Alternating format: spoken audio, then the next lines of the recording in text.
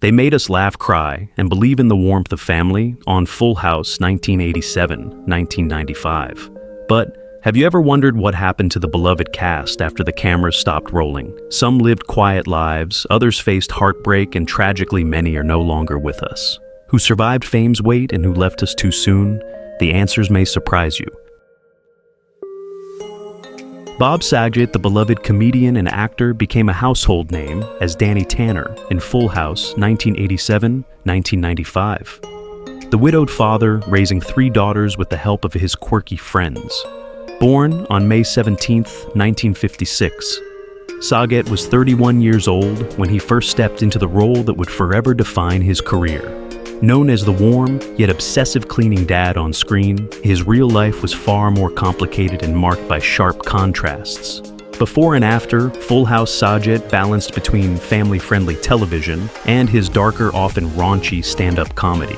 He was also the original host of America's Funniest Home Videos, and later appeared in shows like Entourage and the sitcom Raising Dad. His film work included directing Dirty Work and the more controversial Farce of the Penguins, showcasing his edgy humor. Despite his success, not all ventures flourished. Several of his projects failed critically or commercially, and he sometimes struggled to break free from the Danny Tanner image.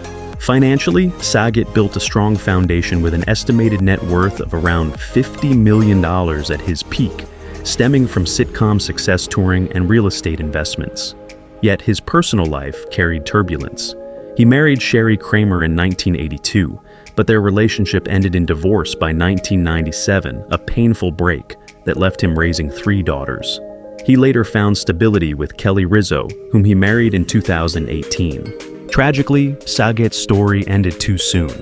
On January 9, 2022, he was found dead in a Florida hotel room at the age of 65. The cause was an accidental head trauma. He had hit his head likely without realizing the severity and went to sleep.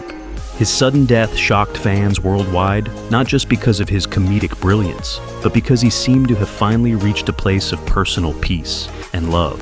Saget's legacy is bittersweet, the smiling father figure on TV who secretly carried darker humor, career frustrations, and personal heartbreaks, leaving the world with laughter and tragedy intertwined. John Aprea, remembered by Full House fans as Nick Katsopoulos, the charming yet stubborn father of Jesse Katsopoulos, brought a dose of Mediterranean flair to the beloved sitcom. Born on March 4, 1941, he was 46 years old when he first appeared on Full House in 1987. His role as Danny Tanner's father-in-law was not as central as the main cast, but he gave depth to the family dynamic, appearing in several episodes between 1987 and 1995. Outside of Full House, Aprea built a solid career as a character actor. He portrayed young Sal Tessio in The Godfather Part 2, 1974, a role that tied him forever to one of cinema's greatest franchises. His filmography also included parts in The Idolmaker, 1980, New Jack City, 1991, and appearances in popular TV series like Matlock L.A. Law and The Sopranos. Despite his versatility, Aprea never achieved leading man superstardom, and his career was often defined by supporting roles. This typecasting, while providing steady work, reflected a quiet frustration being recognized, but never fully breaking through in Hollywood's competitive landscape. In terms of wealth, Aprea is estimated to have accumulated a net worth of $2–3 million, primarily from decades of steady acting and modest real estate holdings in California. His personal life also had ups and downs. Marriages that ended in divorce, the struggles of balancing career with stability, and the typical hardships of a working actor outside the spotlight. Now in his 80s, Aprea has largely stepped back from the screen, living a quieter life. He has a daughter, and though not often in the public eye, he has occasionally attended nostalgic reunions or conventions celebrating his past roles. While he avoided major scandals, his career path itself reflects the bittersweet reality of Hollywood fame that flickers rather than burns brightly. John Aprea's legacy is one of resilience, a reliable character actor who left his mark in both iconic films and a beloved family sitcom, while privately navigating the struggles of typecasting broken marriages and the search for lasting recognition. Yvonne Wilder, remembered by Full House fans as Irene Katsopolis, Jesse's outspoken and strong-willed mother, gave the show an added layer of cultural warmth and humor. Born on September 21, 1937, she was 50 years old when she first appeared in the sitcom in 1987. Her character, paired with John Aprea's Nick Katsopolis, highlighted the Greek family roots that shaped Jesse's identity and provided some of the show's funniest generational clashes. Beyond Full House, Wilder had a varied career in both film and television. She gained recognition in the 1970s with roles in West Side Story, 1961, as one of the Shark Girls, and the horror comedy silent movie 1976. She also appeared in the Odd Couple TV series Operation Petticoat and other projects, where her sharp wit and bold personality made her stand out. Yet, like many character actresses of her generation, she often found herself cast in secondary or type-specific roles, which limited her mainstream recognition. This professional typecasting, combined with the volatile nature of Hollywood, made her career one of resilience rather than stardom. Her personal life had its share of turbulence as well. Though not heavily reported in tabloids, Wilder faced difficulties in sustaining long-term relationships and struggled at times to balance her personal ambitions with the demands of the industry. Financially, she never amassed the wealth of her more famous colleagues. Her net worth at its peak was estimated at only a few $100,000, supplemented by modest real estate investments and royalties from her earlier work. Tragically, Yvonne Wilder's story ended in November 24th, 2021, when she passed away at the age of 84. Her death, though not widely publicized, marked the quiet close of a career that had touched audiences through both iconic films and a beloved family sitcom. Her legacy is bittersweet, a woman who brought humor and heart to the screen, who faced the frustrations of typecasting and under-recognition, but who nonetheless left behind memorable performances that still resonate with fans of Full House and classic cinema alike. Jack Crushing, who made a guest appearance on Full House as Lou Danny Tanner's father, was already a seasoned Hollywood veteran by the time he joined the sitcom. Born on March 20th, 1922, he was 65 years old when he appeared in the series in 1987. Though his role in Full House was brief, it added depth to Danny's family story and showed another layer of the Tanner household's intergenerational ties. Crushing's career stretched far beyond the sitcom. He was an Academy Award-nominated actor, best known for his role as Dr. Dreyfus in Billy Wilder's classic film, The Apartment, 1960. His film credits also included McClintock, 1963, The War of the Worlds, 1953, and countless television appearances in shows like Bonanza, Perry, Mason, Dragnet, Columbo, and Ironside. He built a reputation as a reliable character actor who could move easily between comedy and drama. Yet, despite his talent, Crushing often found himself relegated to supporting parts. His frustration came not from lack of work, he was consistently busy, but from the reality that Hollywood rarely offered him the lead roles he clearly had the skills to carry. In his personal life, Crushing faced challenges as well. He experienced failed marriages, including a divorce that weighed heavily on him, before finding a more stable partnership later in life. Financially, he managed to remain comfortable with an estimated net worth of $1 to $2 million, supported by decades of steady work and investments. However, he never lived with the lavish wealth associated with many of his contemporaries. Tragically, Jack Crushing's life came to an end on April 2002, when he died of natural causes in Chandler, Arizona, at the age of 80. His death was not sensationalized in the media, a quiet farewell to a man whose presence had once lit up both stage and screen. Today, Crushing's legacy is one of understated brilliance, a character actor whose face was instantly recognizable, whose performances carried warmth and humor, and whose career, though marked by typecasting and the frustrations of Hollywood, left behind a body of work that continues to resonate with audiences. When Justin Matthew Carmack appeared on Full House as Scott, he was just a boy stepping into the bright world of television. Born on March 12, 1981 in Orange, California, he was barely a teenager when he joined the beloved sitcom in the mid-1990s. His role may have been small, but it placed him inside one of the most iconic family shows of its era, where his youthful energy fits seamlessly into the Tanner household's lively dynamic.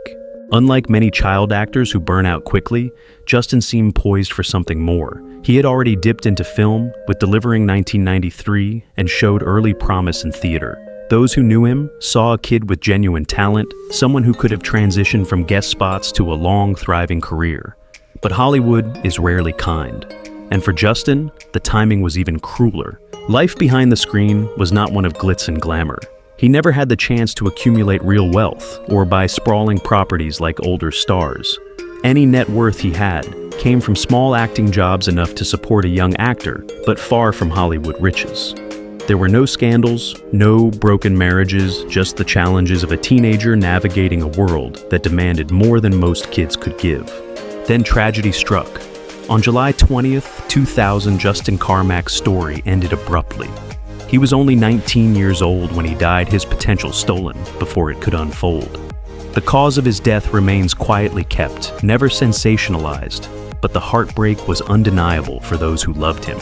Unlike many Hollywood tales filled with excess and downfall, his was a story of promise never realized, a life cut short before either failure or triumph could fully define him. Today, Justin would be in his 40s perhaps, with a family, perhaps still chasing roles on stage and screen. Instead, he is remembered as the boy who walked briefly through America's living rooms, leaving behind the haunting thought of what might have been. His legacy is not measured in wealth or awards, but in the reminder that sometimes the brightest sparks are the ones that never get the chance to fully shine. When Richard Paul turned up in Full House as a guest actor, audiences may not have realized just how much history he carried with him. Born on June 6, 1940 in Los Angeles, California, Paul was already a familiar face on television by the time he appeared on the sitcom. In 1987, when Full House first aired, he was 47 years old, seasoned, confident, and well within the groove of a career that spanned decades. Richard Paul's specialty was characters who seemed instantly recognizable, warm, often slightly bumbling, yet always endearing. He was best known for his recurring role as Mayor Teddy Burnside on Carter Country, 1977-1979, and for countless appearances on television staples like Murder, She Wrote, Growing Pains, Highway to Heaven, and Full House. Comedy fans knew him as Reverend Meacham on Mama's Family, while filmgoers spotted him in The People vs. Larry Flint, 1996. He was never the headliner, but he was the kind of actor who made an episode or scene feel complete, the glue that held the story together. Yet, like many character actors, Paul lived with the shadow of typecasting. Hollywood had little interest in letting him stretch far beyond the supporting roles, and for a man with genuine talent, that was both steady work and a lingering frustration. He also faced private challenges balancing the grind of auditions and guest spots with a personal life that didn't always mirror the warmth of his screen presence. While he managed to stay financially secure with a modest net worth, in the low millions he never saw the kind of fortune or fame that might have matched his abilities. Tragedy cut his story short. On December 25, 1998, Christmas Day, Richard Paul died of cancer in Studio City, California. He was only 58 years old. The news barely rippled across headlines. Hollywood had a way of quietly closing the book on supporting players. But for those who remembered his humor and heart, the loss was deeply felt. Today, Paul's legacy is subtle, yet enduring. His face still pops up in reruns, sparking the recognition of "I know that guy" moments for audiences who grew up with him.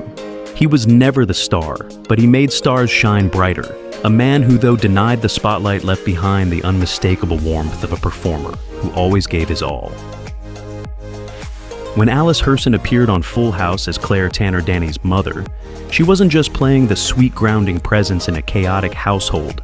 She was bringing decades of acting experience to a new generation of viewers. Born on March 10, 1929 in New York City, she was 58 years old when she stepped into the Tanner home in 1987.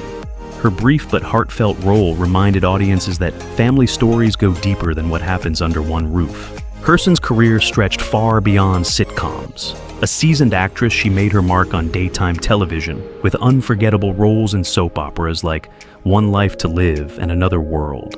Later, primetime audiences knew her as Mrs. Van Zant on Seventh Heaven, and as part of ensembles in shows such as Dallas and Ellen. She could shift effortlessly from melodrama to comedy, From stern matriarch to gentle grandmother, a versatility that kept her working steadily across decades. But behind the steady stream of roles was the reality of Hollywood's typecasting. Herson was rarely offered lead roles, often slotted into the mother, the neighbor, or the teacher. It was reliable work, but it denied her the chance to stretch into the complexity she was capable of. Financially, she lived securely. Her decades of acting brought her an estimated net worth in the low millions, yet she never reached the celebrity heights of some of her co-stars. Her personal life had its own share of twists. She married actor Stephen Elliott, best known for his role on Dallas, and their partnership endured until his death in 2005. Though she did not chase Hollywood headlines, she endured the quiet grief of widowhood, stepping back from the screen in later years.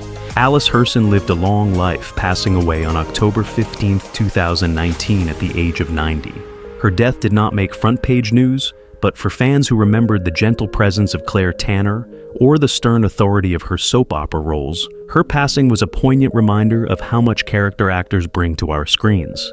Her legacy rests in the fabric of American television, woven not in lead roles but in the vital parts that make a family story believable. A drama more touching a sitcom, warmer.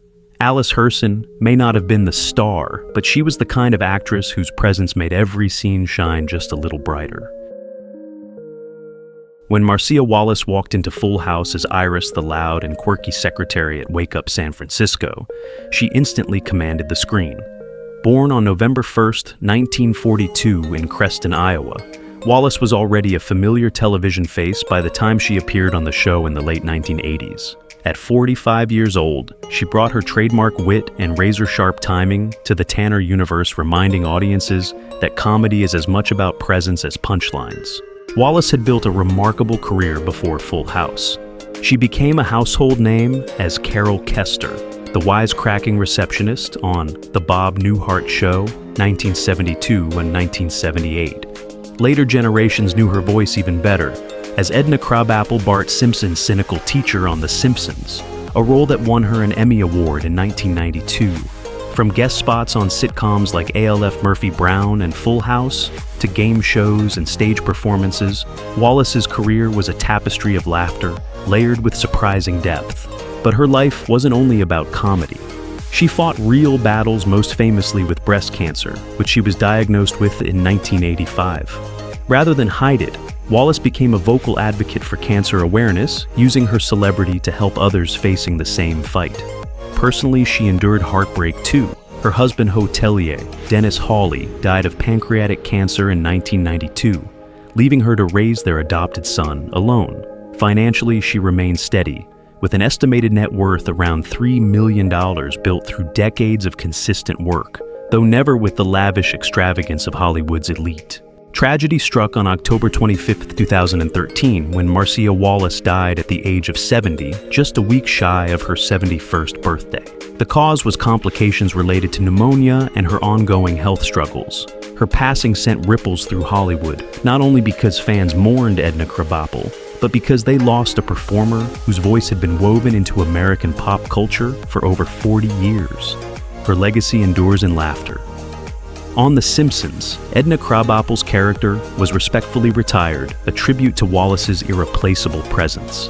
In reruns of The Bob Newhart Show or Full House, her sharp delivery still lands with the same brightness it did decades ago. Marcia Wallace's story is one of resilience, a woman who faced down cancer heartbreak and the limitations of typecasting, yet left behind a career and spirit that continue to resonate with warmth and humor. Doris Roberts, best remembered by modern audiences as Grace Weston in Full House 1989, was already a beloved Hollywood veteran when she made her guest appearance on the show. Born on November 4, 1925 in St. Louis, Missouri, she was 63 years old when she appeared in Full House portraying Danny Tanner's mother. Though her role was brief, her presence brought warmth and depth to the Tanner family dynamic, showcasing her ability to elevate even small parts into memorable moments. Before Full House, Doris had built a rich career across stage and screen. She became a household name for her iconic portrayal of Marie Barone in Everybody Loves Raymond 1996-2005, which earned her 4 Emmy Awards. Her film credits included The Taking of Pelham, 1, 2, 3, 1974 National Lampoon's Christmas Vacation, 1989, and Grandma's Boy, 2006. She also made countless television guest appearances on shows such as Remington Steele and Saint Elsewhere. Behind her, Success Doris faced her share of challenges. She lost her father at an early age, grew up in poverty, and often spoke about how financial struggles shaped her resilience. In her career, she faced ageism and typecasting in Hollywood, which she publicly criticized. In her personal life, she was married twice. Her first marriage ended in divorce, and she later found lasting companionship with her second husband, writer William Goyen, who died in 1983, leaving her widowed for the rest of her life. At the peak of her career, her net worth was estimated at around $14 million, thanks largely to Everybody Loves Raymond. She lived comfortably in Los Angeles, owning a home that reflected her success, but she remained down to earth, dedicating time to philanthropy and advocating for animal rights and senior issues. Doris Roberts passed away on April 17, 2016, from a stroke at the age of 90. Her death was a loss to Hollywood, as she was celebrated not just for her comedic timing and commanding presence, but also for her resilience and advocacy. Even after her passing, she remains a symbol of strength, humor, and perseverance for fans worldwide. Mickey Rooney, who made a guest appearance in Full House 1990 as Eddie Johnson, was already a legendary figure in Hollywood long before joining the sitcom. Born on September 23, 1920 in Brooklyn, New York, he was 70 years old when he appeared on the series. His role as Eddie, a wise and warm-hearted character, reflected the same charm and humor that had carried him through decades in the entertainment industry.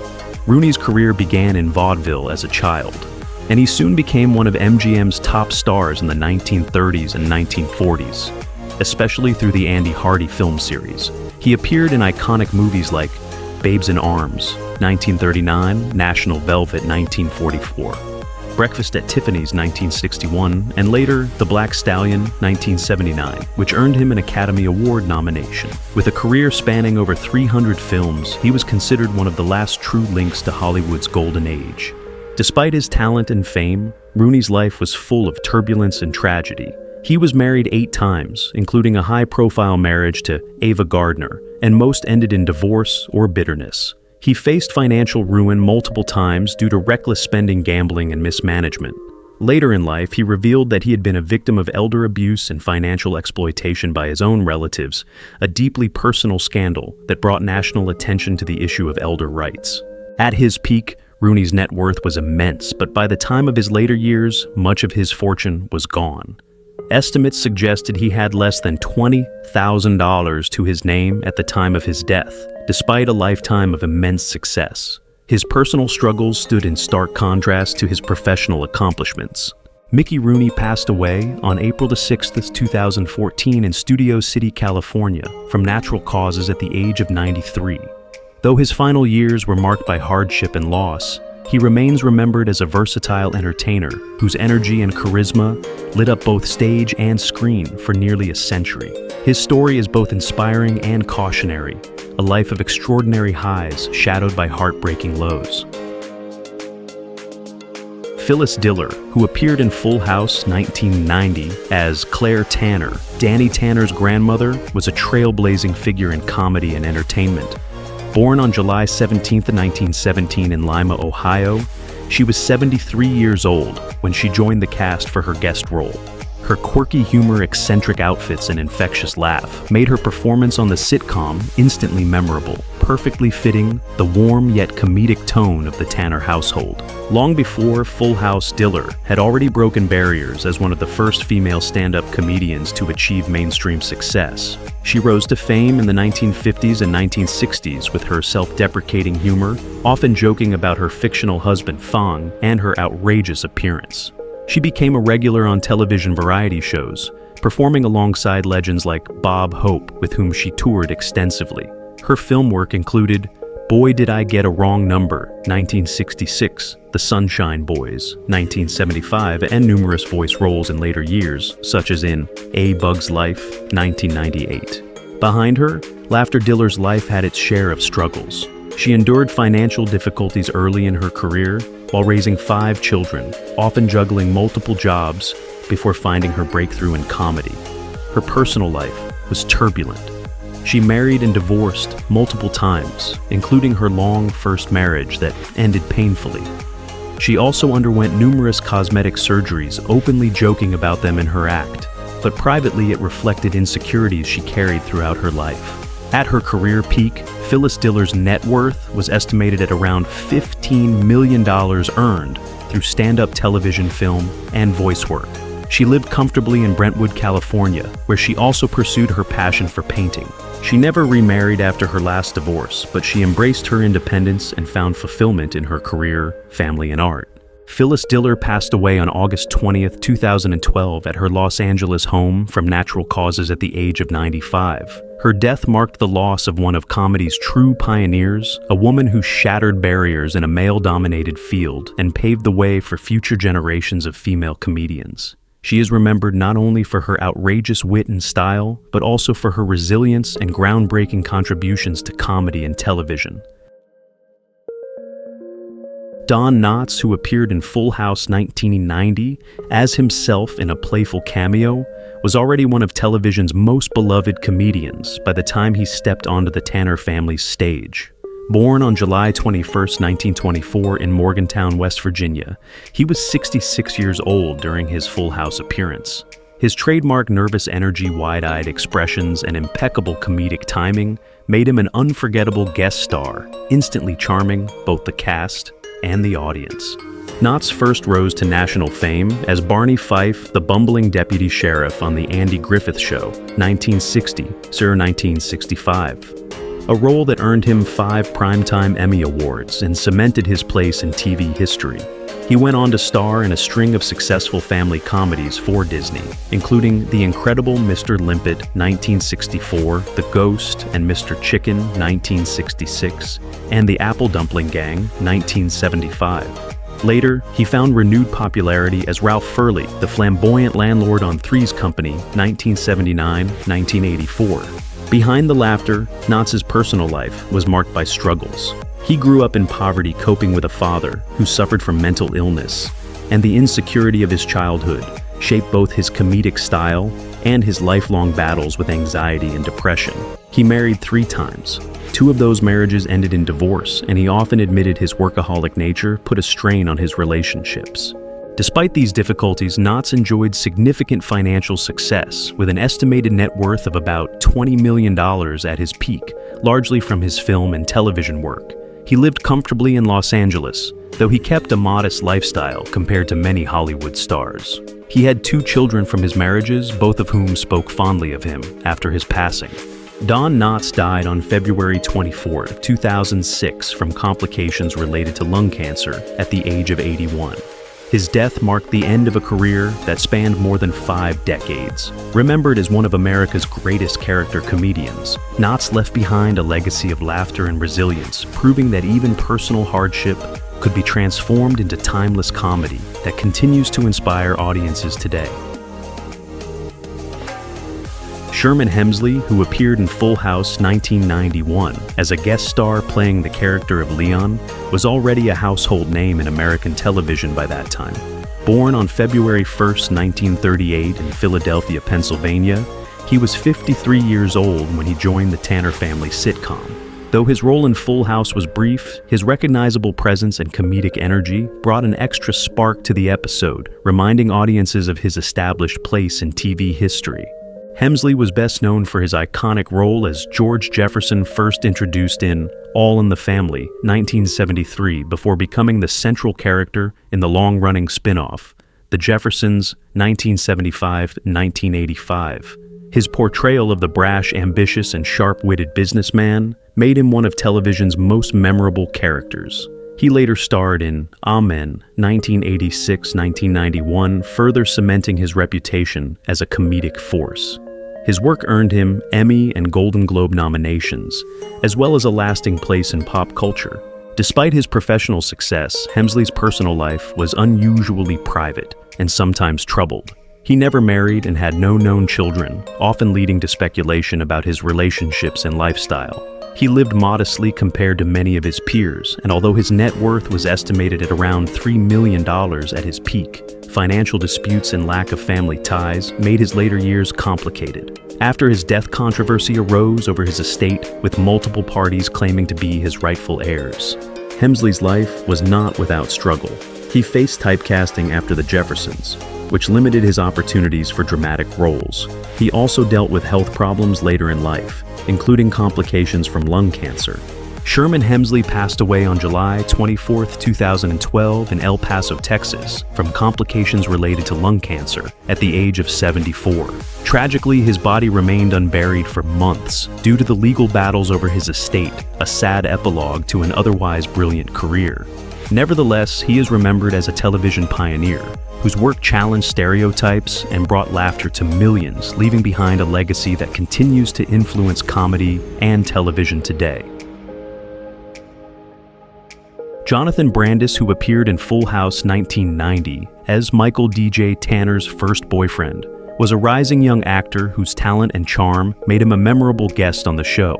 Born on April 13, 1976 in Danbury, Connecticut, he was only 14 years old when he played the role capturing the awkward sweetness of teenage romance in a way that resonated with young viewers. Brandis's career began in commercials as a child, but he quickly moved into television and film. Before Full House, he appeared in series like Who's the Boss and L.A. Law. His breakthrough came with his role as young Bill Denbrough in Stephen King's It, 1990, followed by his starring role as Lucas Wolinchak in the sci-fi series Sequest DSV, 1993-1996. At the height of his fame, he was a teen idol appearing on magazine covers and building a devoted fan base. His film credits included Ladybug's 1992, Sidekicks 1992, and later roles in independent films. Yet behind his success lay deep struggles. As he transitioned from teen stardom into adulthood, Brandis found it difficult to secure meaningful roles. The cancellation of Sequest DSV was a major blow, and his career began to decline. He reportedly felt overlooked by Hollywood, which led to bouts of depression and disillusionment. He also struggled privately with alcohol use, which worsened as his career faltered. At the time of his passing, his net worth was modest, estimated at less than $400,000, a sharp contrast to the success he enjoyed in his youth. He never married and had no children, though he was romantically linked to fellow actress Tatiana Ali in the 1990s. Jonathan Brandis tragically died on November 12, 2003 at the age of 27 after taking his own life by hanging in Los Angeles. Friends later shared that he had been deeply discouraged about his career and future. His death shocked fans who had grown up watching him on screen, and it served as a somber reminder of the immense pressures faced by young stars in Hollywood. Despite the tragedy, he is remembered for his boyish charisma, his sensitive performances, and the lasting mark he left on 1990s pop culture. Which character from Full House 1987-1995 holds a special place in your heart? How does it make you feel, knowing that the beloved cast members are no longer with us? We'd love to hear your thoughts. Feel free to share them in the comments below. If you've been enjoying this content, please like the video, subscribe to the channel, and hit the notification bell so you never miss an update. Thank you for watching.